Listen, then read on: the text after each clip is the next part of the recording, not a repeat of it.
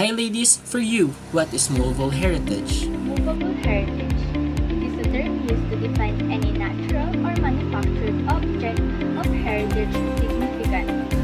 Movable heritage may be an integral part of the significance of heritage places. Movable heritage can prompt people to remember experiences and reflect family and community histories.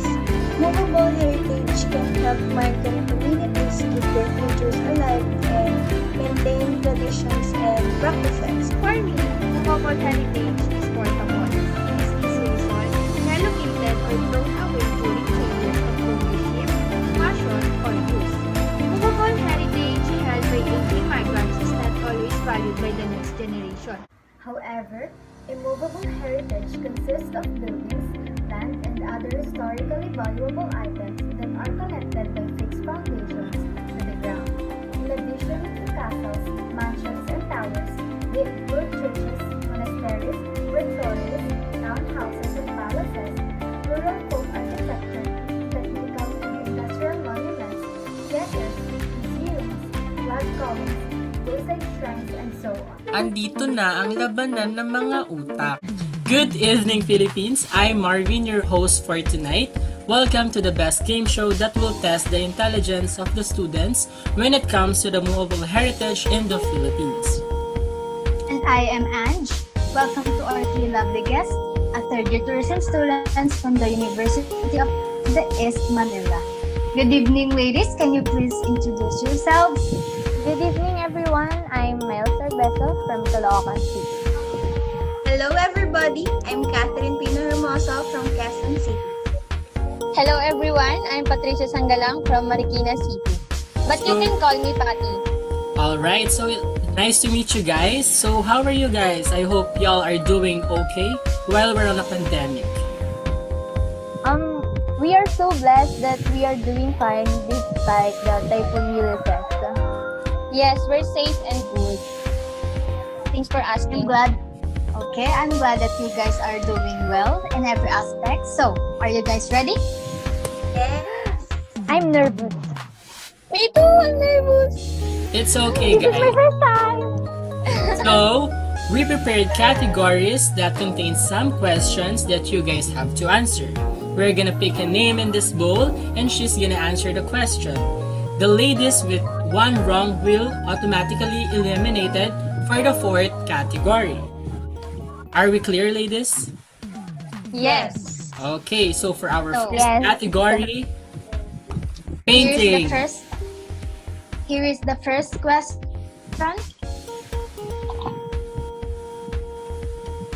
First question is for Patty.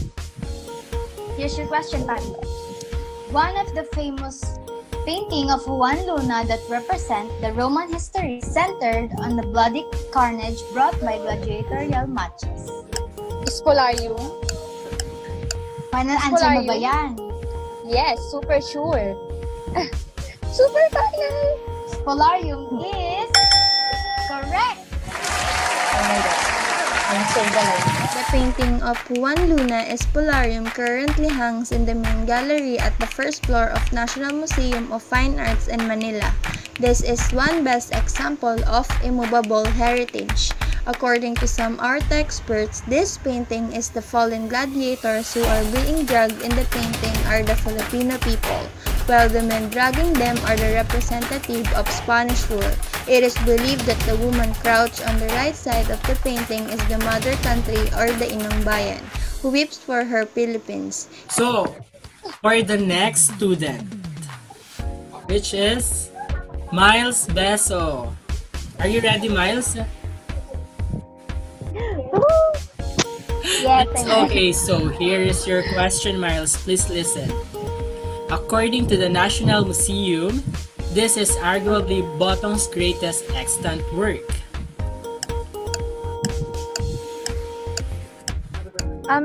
Filipino struggles through history. Filipino struggle through history is correct! Correct. Congratulations! And for the Filipino struggles through history. This is the massive bottom piece, which is a series of paintings and divided into 10 panels. The first 7 panels tells the story of how Manila flourished from being a colony of the United States to its independence in 1946. The last 3 panels, which shows Mayor Villegas' progressive vision for the city of Manila, grounded on a proud past of Filipino leadership and the intense nationalism. The painting was originally placed on the Bulwagangat. After years of restoration, was put on display at the National Museum of Fine Arts. That's why it's part of a movable heritage.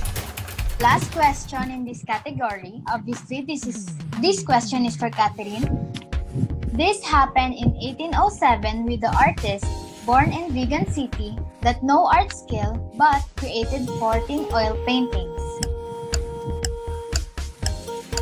The Basi Revolt. The Basi Revolt is correct. The Basi Revolt. The Basi Revolt happened in 1907. It is also a part of a movable heritage located at the Ilocos Regional Museum Complex in Vigan City. There is painting depicting the immediate aftermath of the clash. There is another painting, a man is seen being publicly flogged. It is not clear why he is subjected to such cruel. Villanueva did not have the skill to paint more realistic expression on the faces, but it is precisely the absence of this emphasizes the grief, pain, outrage that his subject felt seeing their neighbors. Okay, for our next category, which is sculpture, we have 2 questions for this round. Okay, for the first student in this round, it's Miles again. Your question is, it is a sculpture that shown a mother dog trying to rescue her helpless pup from the bite of crocodile.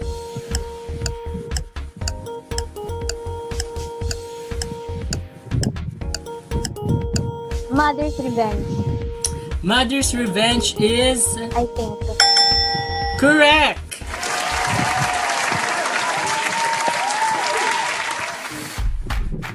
Mother's Revenge sculpture was made by Dr. Rizal while he was in exile in Dapitan.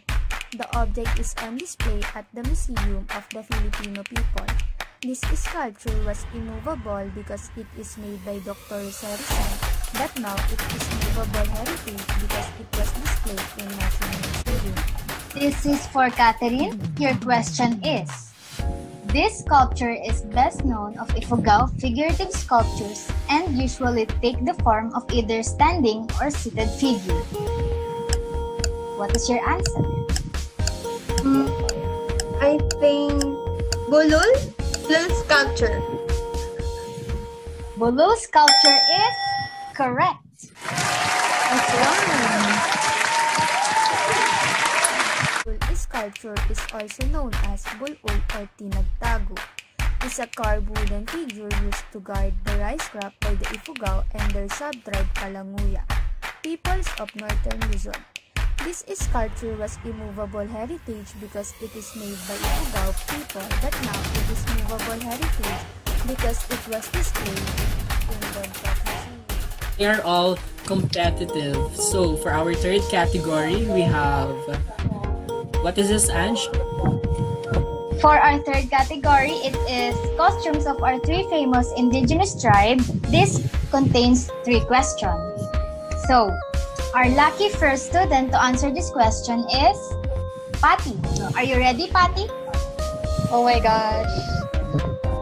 I don't have any choice. I think yes, I'm ready. Great! So, your question is, listen carefully. They are called the peacocks of the north because of their attention to appearance and dressing, also known for its tattooing. Ifugao? In Ifugao, I think Kalinga tribe. What is your final answer? Kalinga tribe.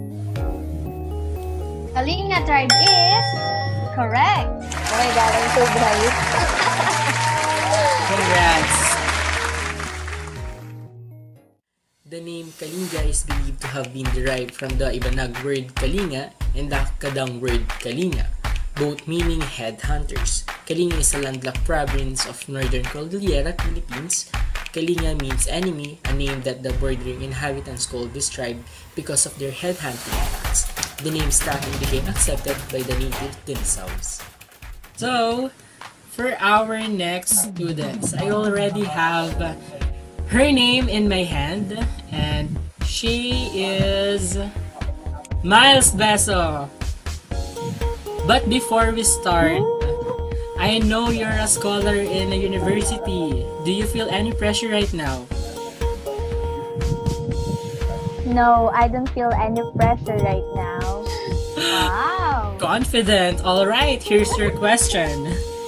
Their tribe is famous for their complicated beadwork, wonderful woven fabrics, and beautiful brass ornaments.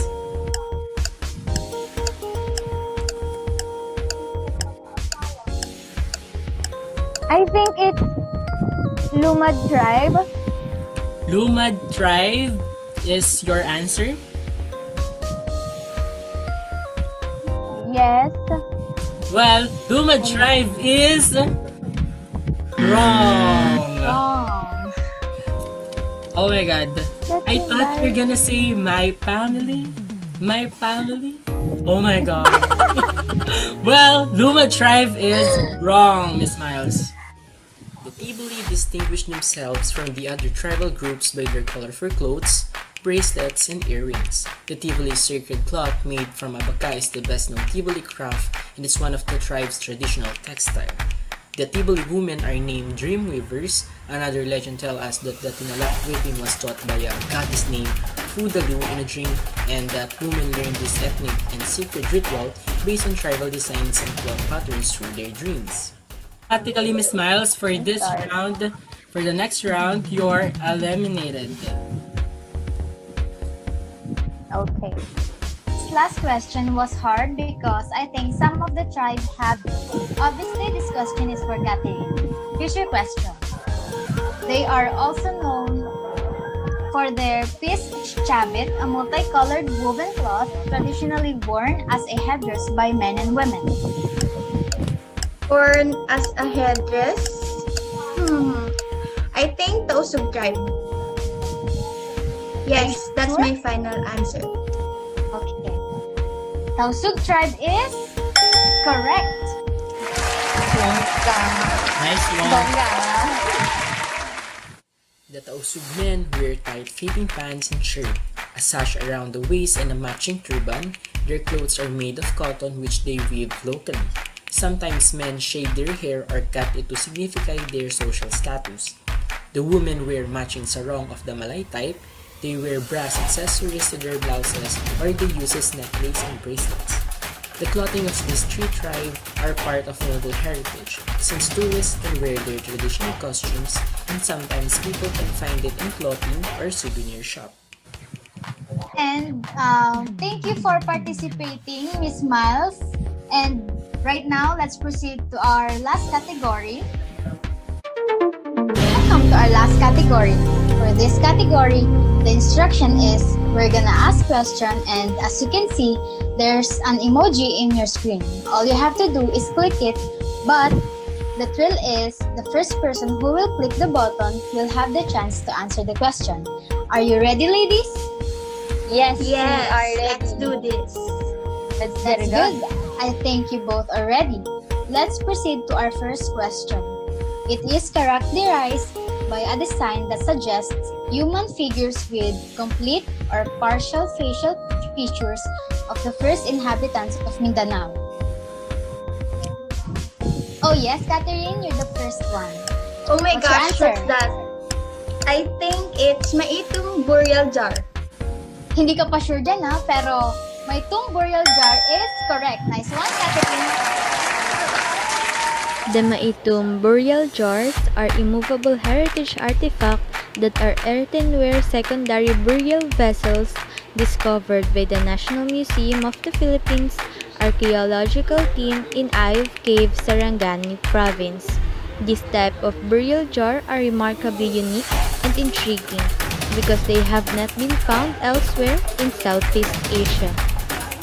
Okay, for our second question, the first path with inscription to be dug out of archaeologically in the country, it has been dated between the 14th and 16th centuries. Okay, Patricia, answer. Kalatagan pot. Kalatagan pot. Are you sure, Patricia? Yes, I am very, very sure. Kalatagan Pat is the correct answer. It is considered one of the country's most valuable cultural and anthropological artifacts. This immovable heritage artifact was a ritual pot particularly used as native incense burner of oil or water container for the expensive and elaborate pag-uli ceremony of the pre-Hispanic Filipinos. Let's proceed to our last and tiebreaker question. Dito natin malalaman kung who will be the last standing woman. So, any message to Catherine, Pat? I have nothing to say for you, girl, but just relax and wait for your loss. Wow! Okay, it's your turn, Catherine. Any message for Pat? Hi, Pat. May the best brain win. Oh. Okay, so without further ado, the last question is, it is a type of single-edged sword traditionally used by various ethnic groups in the Philippine archipelago. Okay, Catherine, you're first. What's the answer? Katana. Katana is wrong. Okay, Pat, you can steal the question. Kampilan! Okay, Kampilan is the correct answer. According to Philippine historical documents, the kampilan was widely used by chieftains and warriors for battle as a head-hunting sword. The most famous probable use of kampilan in warfare was in the Battle of Mactan. Congratulations, Patricia! You will bring home 10,000 pesos! We just witnessed the level of intelligence of these students, Catherine, Miles, and Patricia, from University of West Manila. Thank you for participating and giving us knowledge about the history and importance of Movable heritage tourism. That's why Choose. Choose QE. Manila.